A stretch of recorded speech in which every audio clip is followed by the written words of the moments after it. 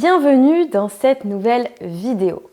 Aujourd'hui, on va parler de Figma. Mon point, ça va être de vous donner mon avis sur est-ce que oui ou non, Figma, à mon sens, est une caverne d'Ali Baba. Est-ce que c'est véritablement un outil hyper puissant pour nous, UX et UI designers, ou bien est-ce qu'on peut moduler un petit peu les propos? Je risque peut-être avec cette vidéo de fâcher des confrères et des consoeurs du domaine parce que Figma, c'est un peu l'outil qui met tout le monde d'accord, qui met tous les designers d'accord. On est tous ultra fans de Figma. Pourquoi moi, je vais me prêter à l'exercice d'édulcorer un petit peu tous ces jugements-là, d'autant plus quand on est freelance. Pour commencer, il faut vraiment que vous sachiez que moi aussi, en tant que designer, j'adore Figma. C'est l'outil que j'utilise dans mon quotidien. Je m'y suis mis tardivement, mais honnêtement, je ne regrette absolument pas.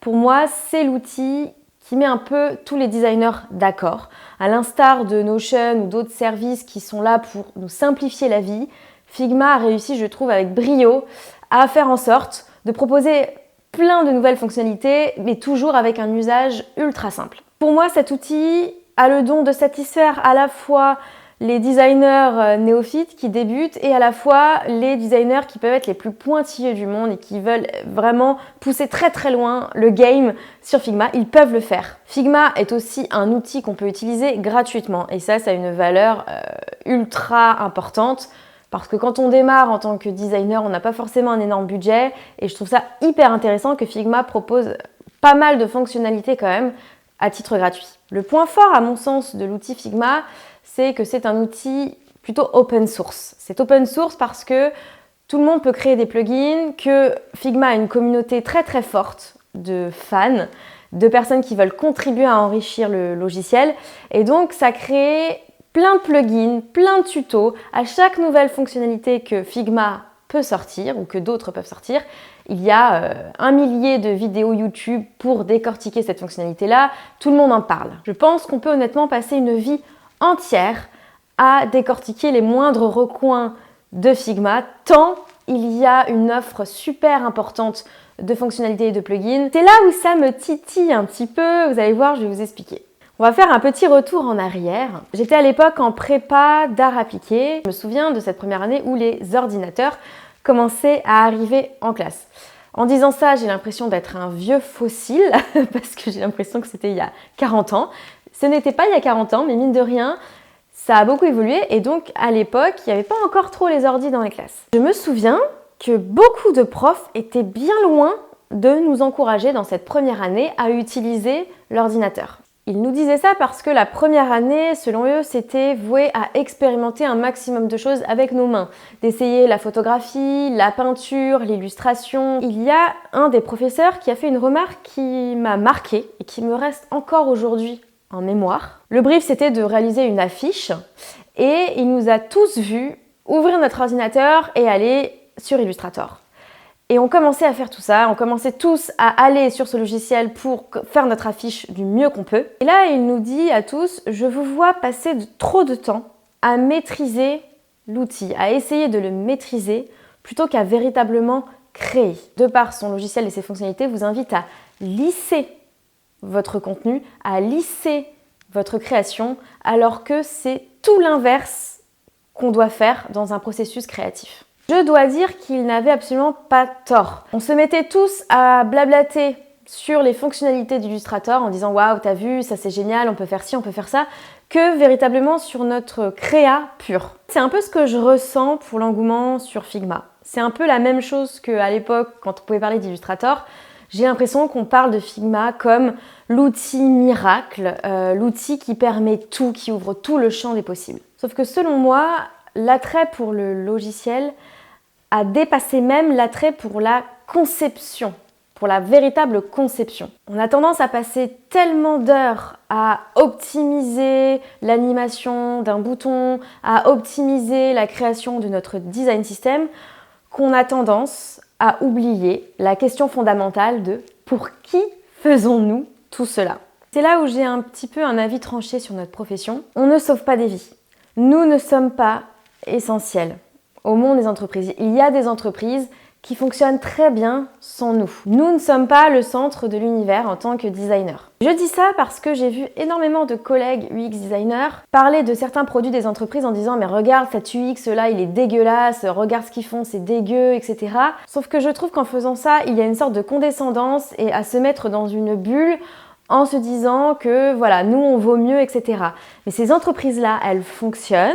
Peut-être qu'elles fonctionnent plus ou moins bien selon certaines, effectivement, mais en tout cas, ce sont de petites structures qui tentent de mener leur barque comme elles peuvent avec les moyens qu'elles ont. Et le truc, c'est que beaucoup d'UX designers, et encore plus quand on est freelance, nous travaillons pour ces petites entreprises-là, pour ces petites structures. On travaille rarement pour des grosses boîtes.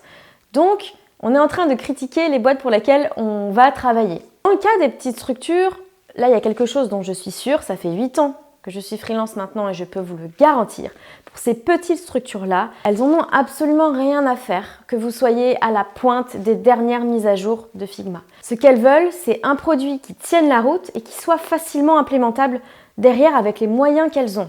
La vision produit de Figma, c'est tout à fait celle-ci, c'est de proposer aux designers des outils qui leur permettent de prototyper de la façon la plus fidèle possible à ce que ce sera en réalité et à ce que ça doit être en réalité. Plus le résultat est semblable à ce qui va sortir et plus nous, en tant que UX designer, ce sera aussi facile de faire nos tests, ce sera aussi facile à l'intégration pour les développeurs. Donc je ne nie pas du tout ces qualités-là, mais simplement dans les faits, et vous savez que j'aime beaucoup parler de la réalité du terrain, dans les faits, je constate que par rapport aux clients que l'on a et les missions que l'on a, ce que l'on souhaite faire tester aux utilisateurs ne nécessite pas un niveau de fidélité aussi élevé que ce qu'on croit. Je constate que la haute fidélité des maquettes n'est pas une condition majeure à la réussite, à la bonne réussite de ces entretiens. Je constate aussi que les développeurs sont tout à fait capables d'intégrer nos maquettes sans qu'on leur prémâche follement le travail. J'ai travaillé pour des grosses structures, j'ai commencé à travailler pour une boîte du CAC 40. Je sais ce que c'est et je sais que parfois il y a besoin de prémâcher le travail pour les développeurs. C'est essentiel pour la bonne réussite du projet. Mais encore une fois, quand on travaille pour les TPE et les PME, on n'a pas le temps.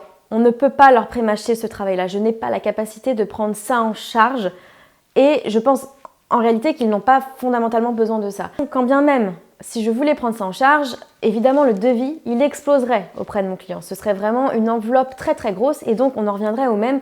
Ça ne pourrait pas toucher les TPE et les PME parce qu'ils n'auraient pas le moyen de faire appel à nous. Autre point aussi qui me semble fondamental et que j'ai pu constater par rapport à mes expériences dans les grandes entreprises, c'est que dans les grandes entreprises, on a tendance à vraiment sécuriser le développeur, à le mettre dans un petit cocon et à faire tout pour qu'il soit bien dans son travail d'intégration, sauf que du coup, on a tendance à le couper et à le mettre à l'écart dans le process de conception UX. Parce qu'on se dit que bon, voilà, lui, il aura tous les livrables et ce sera bien, il pourra intégrer, il n'a pas besoin d'être avec nous. Sauf que moi, je trouve que notamment pour des petits projets, c'est super important et c'est super cool et chouette d'intégrer le développeur dès le démarrage du process de conception UX. L'avantage de l'intégrer dès le départ dans notre process, c'est qu'il comprend aussi ce qu'on fait et pourquoi on le fait, etc. Et donc du coup, il y a moins besoin derrière de tout expliquer, de tout prototyper le plus fidèlement possible, etc. parce qu'il aura déjà eu conscience en amont de pourquoi on a fait tout ce travail.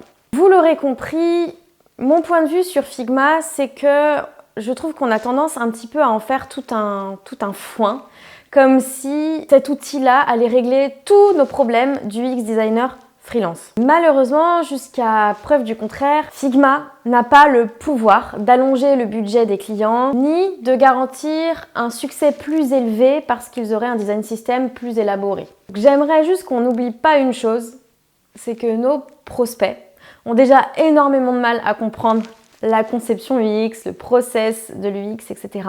On galère déjà énormément à leur vendre de la user research, des tests utilisateurs, parce qu'ils ne comprennent pas forcément le besoin et l'objectif derrière tout ça. C'est absolument ça qu'on doit essayer de prioriser avant de tenter de lui vendre des maquettes super bien léchées. Pour moi, le succès de la collaboration, le succès du projet ne se jouera pas dans le nombre de composants que tu auras créés sur Figma, sur le nombre de variantes, etc., de symboles. À mon sens, ce qui va jouer, c'est d'avoir été capable d'insuffler les bonnes pratiques du UX chez le client. C'est ça pour moi qui fait que véritablement une collaboration sera réussie. Comme dirait mon vieux prof, dont j'ai probablement l'âge maintenant, un outil, même digital, ça reste un outil. Il ne faut pas l'oublier. Si vous remettez entre ses mains, en l'occurrence là, entre les mains de Figma, votre capacité à innover, à être créatif, à transmettre des informations, vous êtes foutu. Personnellement, je pense que c'est foutu. Voilà pour mon petit avis édulcoré sur Figma. Vous l'aurez compris, j'adore cet outil, je trouve qu'il est très puissant, il y a énormément de choses à faire. Simplement, faites attention à là où vous mettez le curseur.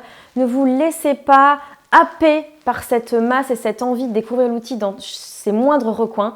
Vous pouvez vouer une passion à Figma, à cet outil, mais n'oubliez pas, ça reste un outil et ce n'est absolument pas ce que nos clients, notamment quand on est freelance et qu'on travaille pour des PME et des startups, ce n'est absolument pas ce que ces entreprises-là attendent de nous. Donc c'est important d'en avoir conscience.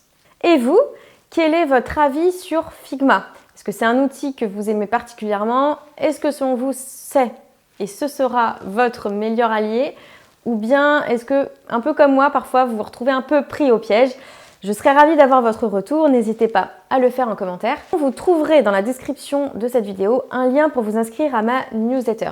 C'est une newsletter que j'envoie chaque semaine et je décortique un sujet autour de l'UX design, du freelancing. N'hésitez pas à vous inscrire, c'est totalement gratuit. Vous pouvez vous désabonner quand vous voulez et je donne toujours un maximum de valeur, un maximum de transparence. En tout cas, j'essaie de l'être le plus possible. Je vous souhaite une bonne journée et je vous dis à très bientôt. Ciao!